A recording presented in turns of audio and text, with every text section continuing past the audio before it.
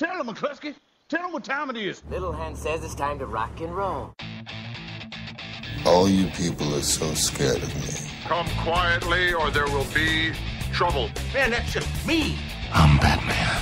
This is Sparta! There is a tiger in the bathroom! I'm an excellent driver. If it bleeds, we can kill it. Pop quiz, hotshot. Keep the change, you filthy animal.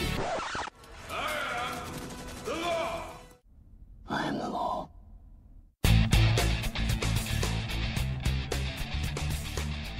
Hello and welcome back to the Monday Movie Show, to our DVD and Blu-ray section. Coming up in this half of the show, we will be covering the following movies. Yeah, so you're not going to say the Blu-ray and DVD top 10? Oh, well. I was going to do that and then we'll do, but before that, we will go into... Oh, I've gone and screwed your script up, have I? Yes. Lovely. Yeah, Joss Whedon brings together probably the biggest collection of superheroes ever in a film with Avengers Assemble. You've got... It's a comedy drama, isn't it, Jeff, Who Lives at Home? Well, yes. Supposedly real-time horror film starring Elizabeth Olsen in Silent House. Crossfire with Curtis 50 Cent Jackson in it. Let's see if he can actually be a decent actor. And Robert De Niro. And Robert De Niro. And Beneath the Darkness, starring Dennis Quaid as a serial killer. And the DVD alternative is First Blood. But before all that, let's go through the countdown of the DVD and Blu-ray top 10. Yeah, at number 10, The Big Bang Theory, Season 5. Yeah, I mean, it's television, so we're not really going to go into it, but a brilliant series, great comedy. I'm a geek. I know that loads of people that I know are geeks, and probably half of you listening at least are geeks. So you'll probably know this. So if not, then I expect you to go out and buy this. Yeah, I definitely do as well. At number 9, Salmon Fishing in the Yemen. Which is a surprisingly decent romantic sort of drama with Ewan McGregor as the guy who works in the UK fisheries thing in the government. I can't remember what it's called. But you've got then Emily Blunt as a woman who's been hired by the Sheikh of Yemen to organise a way to actually get salmon over and transplanted over to the Yemen, to the river, and sort it all out so that he can do salmon fishing in the Yemen. It's a surprisingly decent drama, and I enjoyed it a lot more than I expected. I can see why it hung around in the cinema so much. Yeah, at number 8, one of the dumbest films of the year, Battleship. Yeah, I enjoyed this a lot in the cinema, but I'll admit what Stuart said, it's awful on the small screen. It's one that you need to see on a big screen with the volume turned up really loud and just sit back and enjoy the brain dead atmosphere of it. Otherwise, don't bother, because on a small screen you'll be sitting there and be like, huh, what? They're playing battleships. Okay, I can do that. Yeah, Snorefest. At number 7, and you went me for The Cold Light of Day. Talking of Snorefest, really, this film I did not like at all. Nothing much happens in it, even though it's a kidnap thriller, and you have Henry Cavill. James Cavill? James? Why am I thinking James Cavill? James Caviezel? I don't know. James Caviezel, I'm thinking. Yeah. That's Jim Caviezel. It's James as well, but Henry Cavill is a guy who goes to meet with his family in Spain. Among his family is his father, Martin, played by Bruce Willis, who it turns out is a CIA operative, and things go wrong when his father and all his family disappear, and Henry Cavill's character has to run around overacting melodrama, screaming and shouting and getting shot at a lot. Not much else happens in that, and it really is just that boring. Yeah, and Sigourney Weaver's in there as someone chasing after him, but really doesn't look like she cares. It's a paycheck movie for her. Yeah, in its second week in America, it's dropped down from number 13 to number 17, taking 840,000 to make it a total of $3.2 million in America. It's absolutely bombed at the US box office. At number 6, you went before Homeland Series 1. Again, television, so I'm not going to cover it too much, but it's a really good series with Damian Lewis, who are discussed in The Sweeney, and you've got Claire Danes in it. Yes, sorry, I couldn't think of her name either. As another CIA agent who's suspicious of him after he returned from several years in imprisonment by enemy forces. It's a really good drama. It's slow building. It's coming back for a second series this year. So if you haven't seen it, I definitely would recommend checking it out because it's been very good. Number 5, well, it's not a new entry, it's a re-entry for Titanic. Yeah, it's been released on 3D. I have a 3D player. I have a load of 3D Blu-rays. I'm not getting this. I'm just not bothering. It's been converted just to make money. That's it. Nothing more needs to be said. It's come up from 365 last week to number 5, just purely because it's had a 3D re-release and the big Blu-ray and with blah blah blah extras. Even I love extras, but I'm not buying this. Can I just ask you, do you actually own this film in any way, I do. shape, or form? I own this film twice. I already own it twice. I have the single I have the single DVD version of it, and I have the Blu-ray version because I wanted the Blu-ray because it is a good film. I don't have a problem with the film. It's not. I just have a problem with like Star Wars. It's been retro converted years afterwards for a 3D release, and there's no point. Stop re-releasing old films in 3D. Just do it on new ones. At number 4, a new entry for Safe, which lives up to the title as far as I'm concerned. It is a safe movie for Jason Statham. It should have been more. I expected more. I wanted more, and that by that rationale, I was disappointed. He's a sort of a ex-cop who's down on his luck and being sort of forced to live in exile because of his dealings with Russian mobs, and he gets pulled into a sort of a battle between the Russian mob. Yeah, let's just call them the Rob from now on. The Russian mobs, the Chinese triads, and the cops in New York, and that's pretty much what it is, the setup of it. Yeah, like Andy said, it's a very safe film. At number 3, The Hunger Games, which is perfectly fine. I've still not read the book, so I can't compare it to it, but overall I enjoyed it, but I wanted more from it. It drags a bit. It has issues, I think, in the last sort of half hour where it does start to unravel a bit. I don't know, as I say, what it's like in relation to the book for that, but the last half hour for me definitely did start to lose it a bit. But it's definitely a harsh film. It's rated 12 on DVD and 15 on Blu-ray because the 15 has the uncut version of it, because the cinema version was edited slightly for gore, I believe. Yeah, and number 2, a new entry for Pirates and an Adventure with Scientists, which is, it suffers from the same thing that Puss in Boots did, which perfectly fine, perfectly enjoyable, but even though I rewatched it last week to review it, pretty much forgettable. There's a little bits of jokes in it here and there. It's all about to do with the pirate captain who wants to enter Pirate of the Year competition, and he finds out that his parrot isn't actually a parrot, it's a dodo. So a scientist, Charles Darwin, comes along, finds him and tries to steal the dodo off him to enter it in to win the Nobel Prize. Yeah, and the final film, a new entry at number 1, American Pie, The Reunion. Which unfortunately is as stale as last week's bread in terms of comedy and in terms of the characters having evolved at all, because they haven't. If anything, they've got dumber and stupider as they've got older. Really needed an infusion of fresh blood, and what you got instead here is just old crusty bread.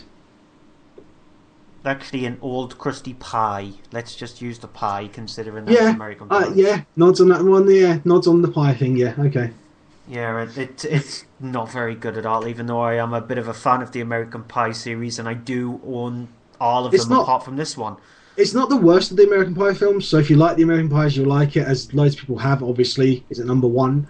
But aside from that, really, why bother? It's not what it should be. Okay, that's it for this part of the show. We're going to have a break now, and afterwards we'll come back to our first review for Avengers Assemble. Right, advert. What do I need to say in an advert? Well, I need to say that we're the Gamescast. I need to say that we're on Twitter at the Gamescast. I need to say we're on Facebook. I need to say we've got a website, thegamescast.com, and I need to say we're on YouTube. Oh yeah, and we're on this thing called Spreaker.com. Don't know where that came from. What else? That's probably it. Right, better record it. Oh, crap. That was 30 seconds. The Gamescast. Grown-up gamers talking about games. Welcome back to the show. Let's go straight into our first review on DVD and Blu-ray of Avengers Assemble. That's my line. I'm the one who's supposed to say the film. I think I'm getting back at you for screwing up my intro at the start. I thought you would be doing that. Avengers Assemble, like I said, it's directed by Joss Whedon, in my eyes, the man of the moment, the director who needed a break, considering that I'm guessing his career, he hasn't been given that much of a chance. And so I'm glad that he did with Avengers Assemble. This brings together over the last, I think it's like 5, 6, 7 years, something like that. I think it was 2005 was the first one. I might be wrong there.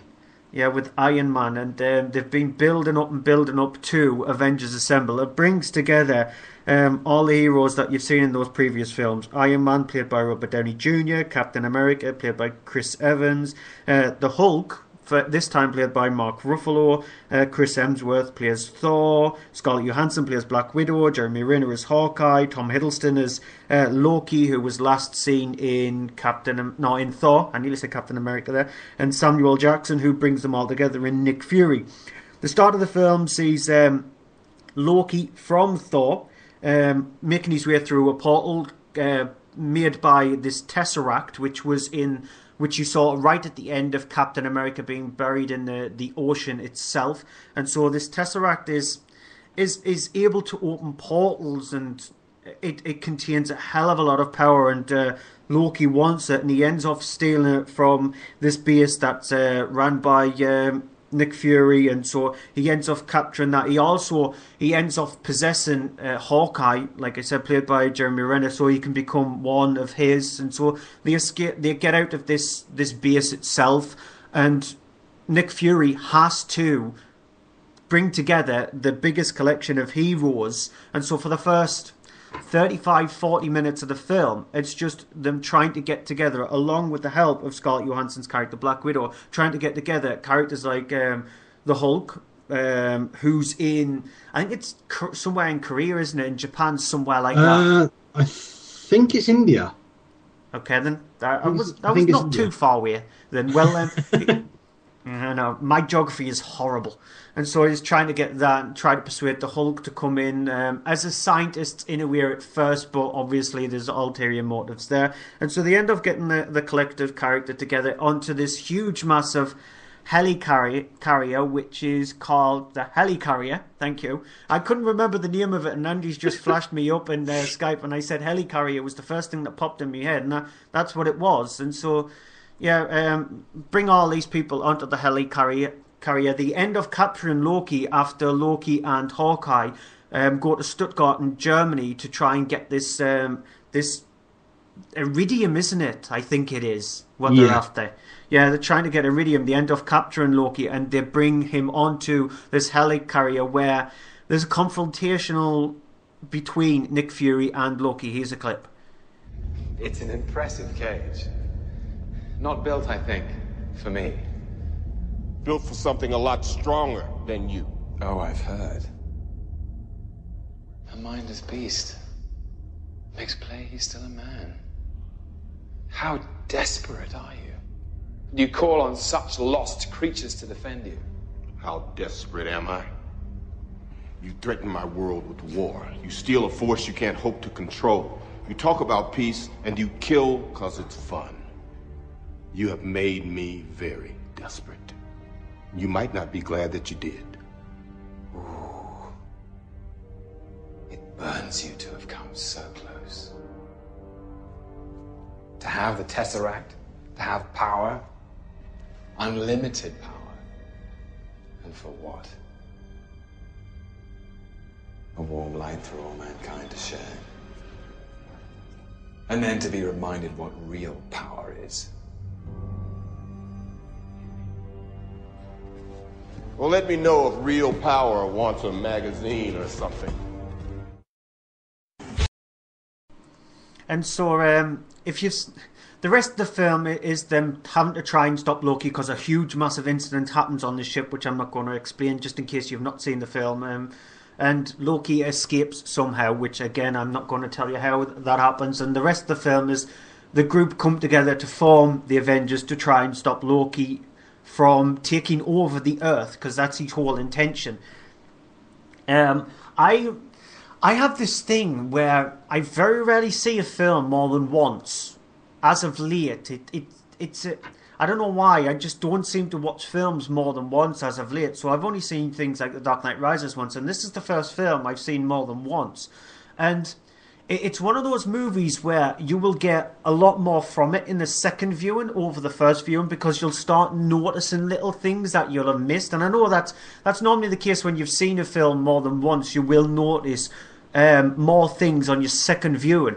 But in this case, when you notice the things on its second viewing, it actually helps more for the film, rather than you watching the film for a second time and nitpicking at it. It actually makes the film much more enjoyable, and I found myself enjoying the film more on its second viewing over the first viewing, because this film, it was a really, really, really good film. It's Joss Whedon just at his best. He's one of the only directors who I could have thought who would be able to bring together a group of superheroes like this and give them all I wouldn't say the perfect amount of time, because there is a bit of leeway when it comes to Hawkeye and Black Widow. They're not utilised as much as you probably would have expected, even though they do get more time than what they would have gotten if it was in the hands of somebody else.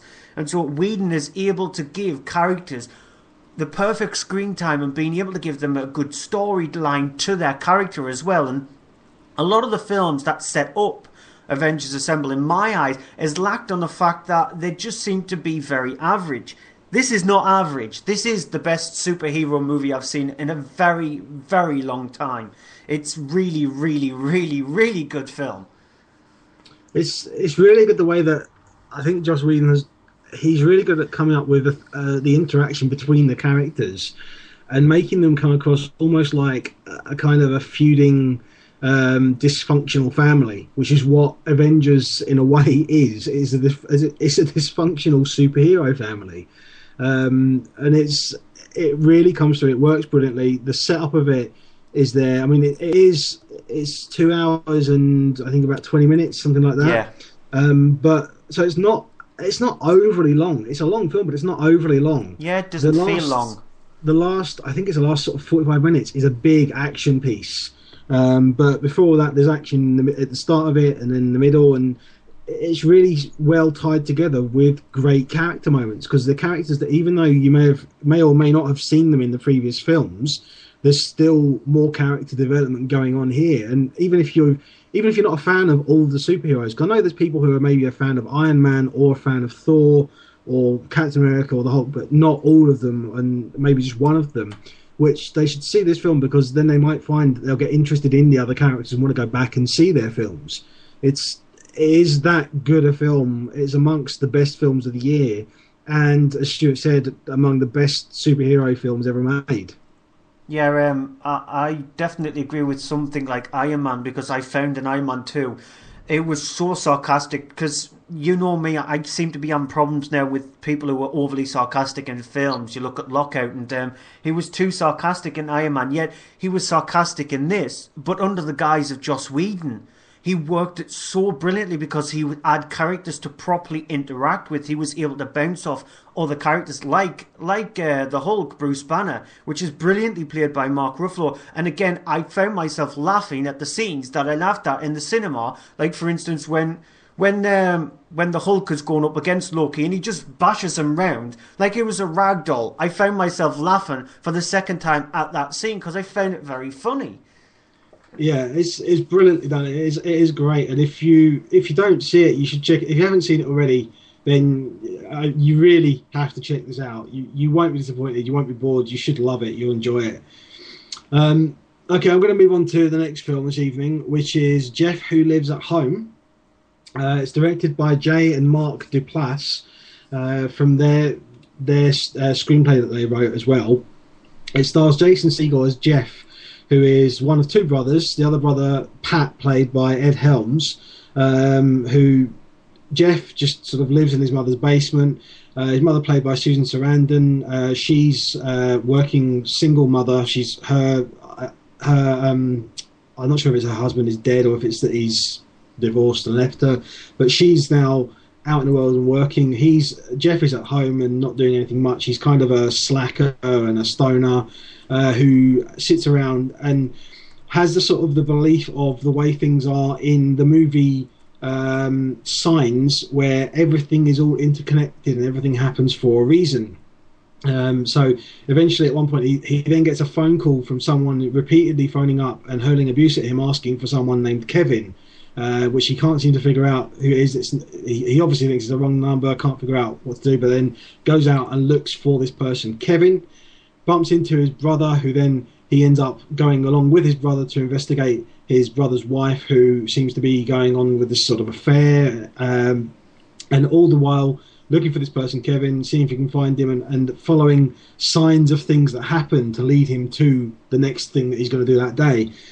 It's a really weird comedy and really weird drama, sort of mix of the two. The character is kind of rather annoying because he is just sort of walking around like he's sort of dazed and half stoned most of the time, because he's just following the signs as they are there, and when he sees them or doesn't. I mean, he ends up going to see this guy and find a guy named Kevin because there's a guy walking around who he sees with a baseball shirt on, which has Kevin on the back of it. So he walks up and starts talking to him and finds out who he is, and talks to him about, you know, who he is, to find out where his next sign is for him to go. The thing is that if you've ever seen, there's a TV show called Touch, which is all about things and people being connected and such. It's essentially like that. It's essentially a drama and a story which could have been an episode or 2 episodes of the television series, because it only runs for 83 minutes, so it's not even an hour and a half long, and it's all about these characters, how they all are interconnected and they all lead up to a certain thing that happens and they all come together. And the thing is that it's not a bad film. The first sort of half hour of it really did try my patience. I got along a bit and I was like, oh, come on, get on with it, this is just boring. And then it finally did start picking up momentum, and it got to there, and it turned out to be all right in the end. But really, it could have been an episode of a TV. It should have been an episode of TV, because it would have played better. In this, it's okay, but really an hour and 23 minutes for a drama like this, I wanted more. It should have been more. I wish it had been better in the start, and it's just overall just disappointing. And I mean, for Jason Segel in it, Jason Segel's not one of my favourite actors. Ed Helms isn't one of my favourite actors, and Ed Helms in this film is rather annoying too. So there's that. If you're a fan of them, if you're looking for something that's funny but not laugh out loud funny, then check it out. Otherwise, give it a miss. Honestly, you won't like it. Yeah, so you're saying it works better as one of those things that is direct-to-TV sort of like film that's on for like an hour and a half. It is essentially a TV movie, but I'm guessing it's a low budget film, although they do wreck a Porsche in it. So I mean, that must have cost something. Yeah, I wouldn't be surprised. Yeah, well, things don't get better from there on in with the next film, Silent House. It's a remake of. I'm probably going to get this wrong, and I'm probably going to be chastised by Bouncy in the chat, so I'm not going to say what country it's from. It's a remake of a European film. Let's just say I can't actually remember where it's from. The whole tagline with Silent House, the original one anyway, it was supposedly done on one continuous shot. Now, the whole film from start to finish was done on exactly one continuous shot. Now, with this film, it's practically impossible. It's not practically, it is impossible. It cannot be done on one continuous shot, and it's not. It's actually shot in 10-minute chunks, and then it's edited together to make it feel like it's done on one continuous shot. Now, the film itself is directed by Chris Kentis and Laura Lowe, and it stars Elizabeth Olsen, who was brilliant in Martha, Marcy, Me and Marlene, so she's making a name for herself in small, little films, and she plays Sarah. And the film itself has got a very simple premise. It centres around Sarah and her father. They've gone to their summer house to pack up everything that's inside the summer house because they're selling it. Their uncle shows up. There is something wrong with the wiring in there, so the uncle has to go out to try and find bits for the wiring. Sarah then ends off hearing something inside the house, which she tries to get her father to investigate. Here's a clip.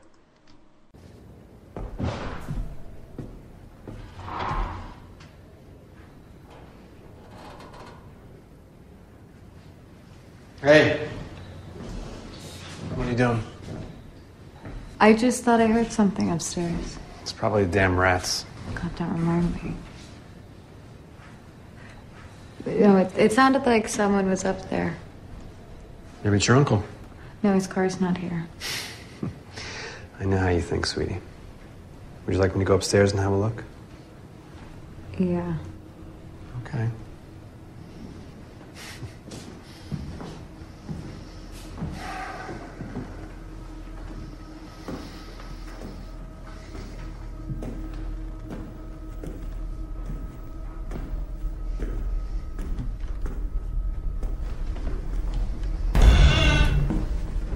Wait, I'm gonna come with you.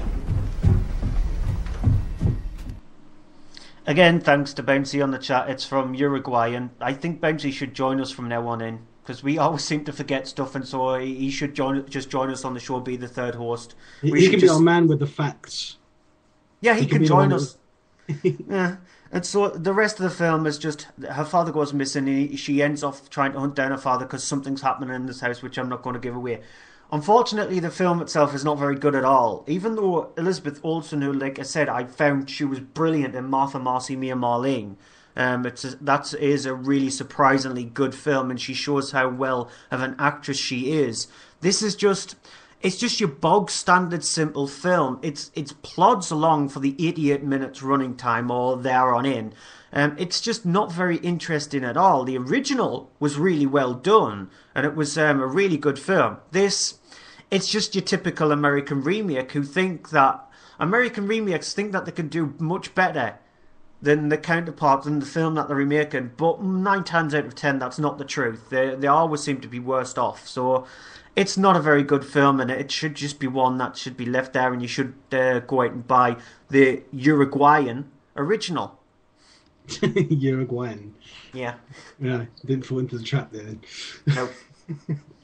No. Okay, let's go on to Crossfire, which is a thriller directed by Jesse Terrero.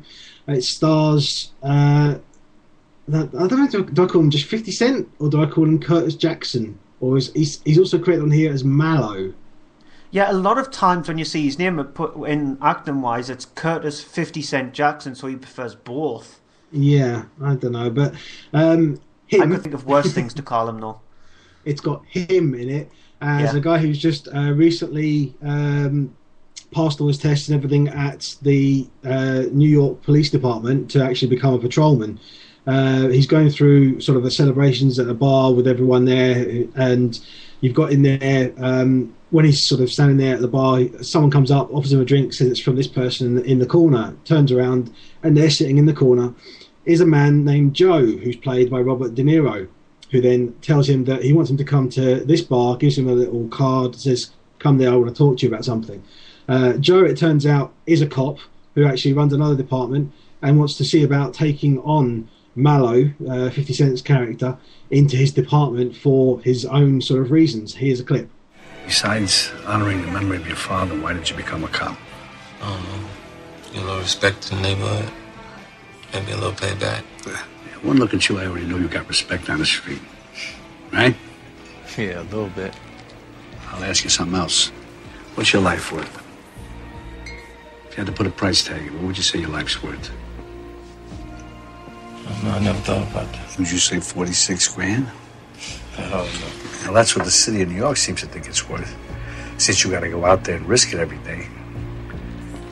And personally, I feel my life's worth more than that. Pat on the back, an extra 10 grand a year raise for a job well done isn't worth my life or any of the lives of my men. Either way, we got to get the job done, you know? What we do here, let's just call it the bonus system. The corruption in this city, let alone in this country, is far beyond what any of us can imagine. You confiscate a large sum of money, trust me, everybody takes their piece as the money moves up the ranks. All we do here is we take our cut and find his fee, that's all. I spread it amongst my men, everybody's happy. So it turns out Joe is running a division of crooked cops who take money from any busts and things that they've been doing. He partners Mallow up with LaRue, who's played by Forrest Whitaker, and the two of them sort of go around the business while Mallow then starts looking into the things that are going on, trying to figure out what happened, because it is in relation to his father, who was a cop and who was killed in the line of duty. Here's the thing with it. It's straight to video, and it's straight to video for a reason. It's rubbish. It's awful. It really is just one of the most boring films I've ever seen. There's not really much action scenes in it. There are shootouts, but they're just boring. They're not really lasting it for any time. It's supposedly a thriller, but I mean, the only thing I was caring for was that I was actually rooting for them to win because I wanted Mallow's character to just end up taking a bullet or something because he's annoying. I don't like him, don't care about him. It's just Robert De Niro is in it, which is the biggest shame because he's really gone downhill now, appearing in stuff like this. I mean, even Steven Seagal has been in better films than this. That's how awful this film is. Yes, I hated this film. It's terrible. I sat and watched it for the however long it is. How long? It's 96 minutes. It felt hellishly longer than that, and it's just really dumbed down, horrible. Just Robert De Niro, his scenes that he's got, he's given it his all. He's trying to be really good and threatening and all in some of his scenes, and he's in it for a fair amount. He's not one of these things. I mean, he's in it for more than he was in Limitless, which he was in as a small part. He's in this film longer, maybe even twice as much time as he was in Limitless, but it's really just a complete waste of talent, a complete waste of everything. I honestly don't know what 50 Cent is doing in films like this. I mean, get 50 Cent to star in a film with Steven Seagal. That's the kind of thing that it'll probably be good at, because it'll just be him trying to kill Steven Seagal or Steven Seagal trying to kill him for 90 minutes, and people will just be happy with that. But I think even people who unless they're a big 50 Cent fan, they watch this, they're just going to be bored out of their minds. Lovely. So Robert De Niro's not having a good time of it, a bit like his counterpart Al Pacino in Jack and Jill. Robert De Niro's last film was Red Lights, which is out on DVD soon. It's like I'm going to make a note of this. I'm pretty sure this will be in my top 10 worst films that I've seen this year. I mean, Bouncy People's probably going to argue with me, say, "Oh, it was made in 2011, so it doesn't count." But I saw it this year. It counts as this year. It's going in the top 10 worst films I've seen this year. Well, guess what? My next film is going to join my top 10 worst films of the year. So we have two films in common here. I think I might have given a bit too much away there, haven't I? I'm getting worried now because we're starting to agree a lot more tonight like we did last week. Yeah, well, some of these films we've not seen. This is Beneath the Darkness. It's directed by Martin Guigui. So with a name like Martin Guigui, what do you expect? You got the Martin Guigui. No. Yeah. It stars. No, that sounds like the noise that you get on Skype.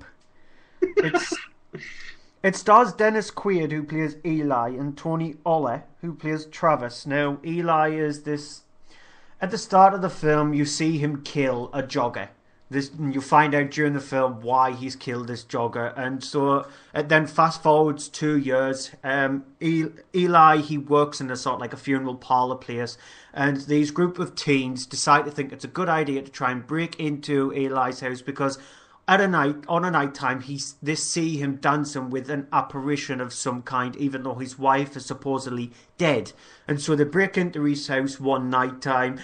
They get caught by Eli, and Eli ends up killing one of them, and so the rest of them have to try and prove that Eli is in fact the murderer.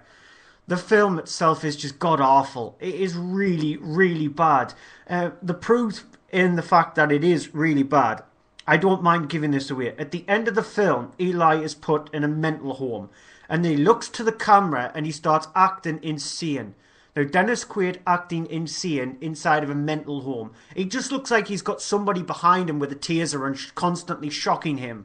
It's that bad, his idea of somebody who's mental. During the film, he's supposed to be a psychopathic serial killer, yet you only see him kill one person, and he's only supposedly killed 3 people during the entirety of the film itself. And he's supposed to be this psychopathic serial killer. Nothing happens in the movie until the first kid dies, and that happens around about 35-40 minutes into the film. After that, you've got another 35-40 minutes before you get to the end 10 minutes where the last little thing happens. It's just complete garbage. It's one of these movies where there's one mark for garbage. Yeah, why not? I'm allowed one each week now. It's gone direct to DVD, and you can definitely see why. This would even look out of place on the Horror Channel or somewhere like that if it went direct onto there. And I know they show really terrible, cheesy films, But this is so bad, you can't even forgive Dennis Quaid for starring in it, for getting a paycheck for it. Because I'm probably sort of expecting he'd have been given a bag of Skittles, considering his role in this movie. It's a horrible, horrendous, really bad film that should be avoided really, really badly. It should be buried down to the core of the earth. It's that bad. It's that bad? Yeah. Okay. I'm going to go quickly onto my DVD alternative for this week then, which is First Blood. It is the first Rambo film, but it's titled First Blood in case a lot of people don't know, because that was what it was, the original title was.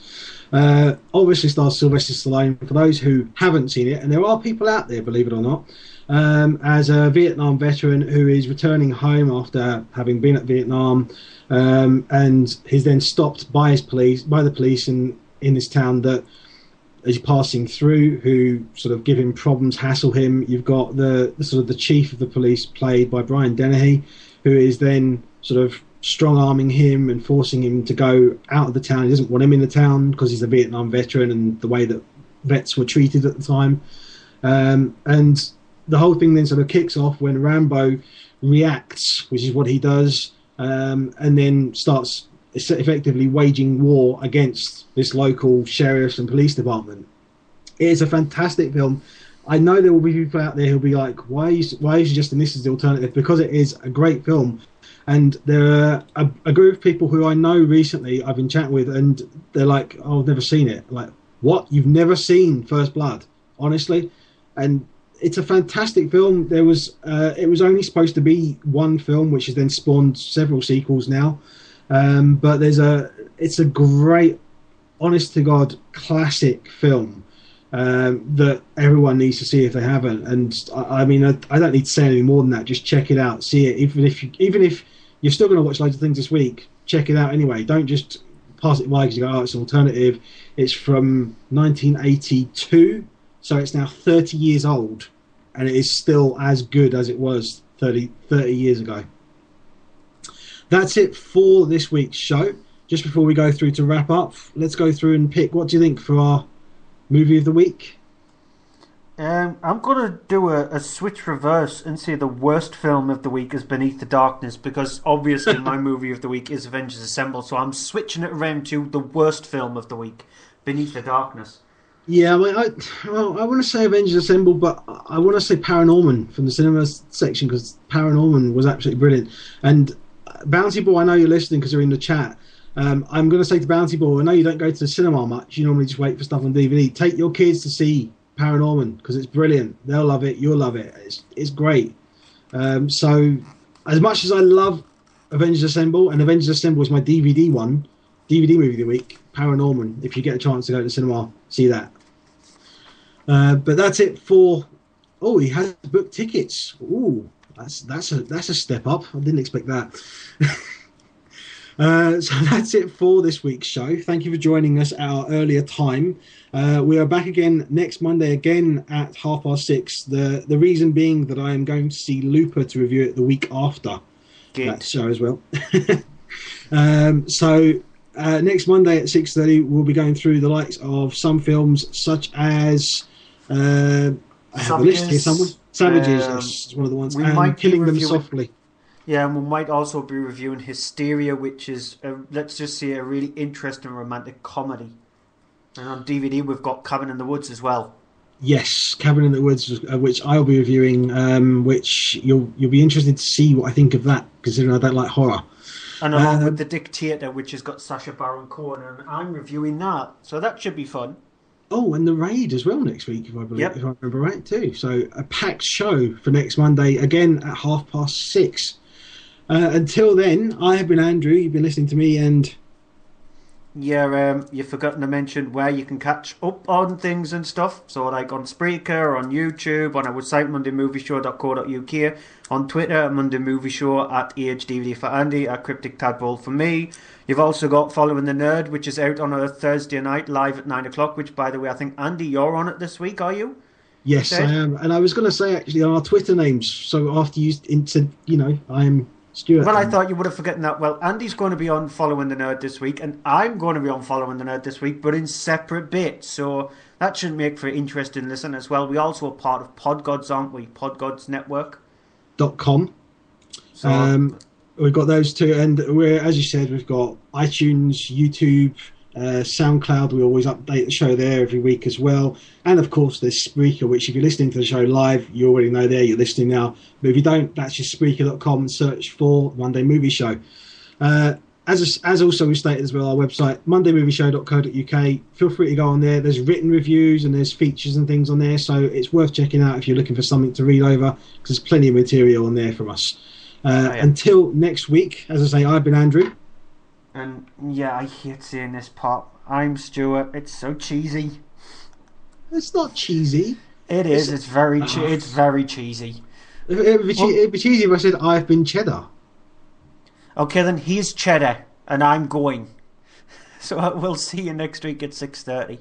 Bye-bye.